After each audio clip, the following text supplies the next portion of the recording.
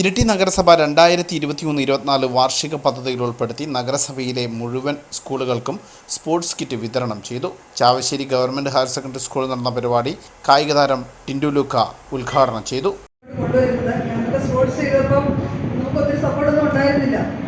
നല്ലൊരു കൈകളിലേക്ക് എത്താൻ സാധിച്ചാണ് നല്ലൊരു കൈകളിലേക്ക് എത്താൻ സാധിച്ചിട്ടാണ് ഞാൻ ഈ നിലയിലെത്താൻ പറ്റിയത്. അപ്പം തീർച്ചയായിട്ടും അധ്യാപകരുടെ സപ്പോർട്ട് തീർച്ചയായിട്ടും വേണം, മാതാപിതാക്കളുടെ സപ്പോർട്ട് തീർച്ചയായിട്ടും വേണം. ഇന്ന് എങ്ങനെയെന്നല്ല, നാളെ എന്തായി തീരുമെന്നാണ് നമ്മൾ ആഗ്രഹിക്കുന്നത്. കാരണം ഓരോ ദിവസവും അതിനുവേണ്ടി പ്രയത്നിക്കണം.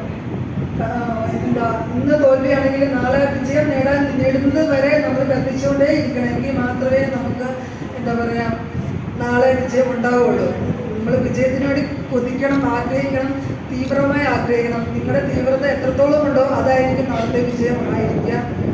നഗരസഭാ ചെയർപേഴ്സൺ കെ ശ്രീലത അധ്യക്ഷത വഹിച്ചു. Vice chairman P Usman, standing committee ചെയർമാൻമാരായ T K Faseela, A K Raveendran, P K Balkees, K Soya, കൗൺസിലർമാരായ V Sasi, P Pushpa, P Raghu, principal Sunil Kariyidan, A D Omana എന്നിവർ സംസാരിച്ചു.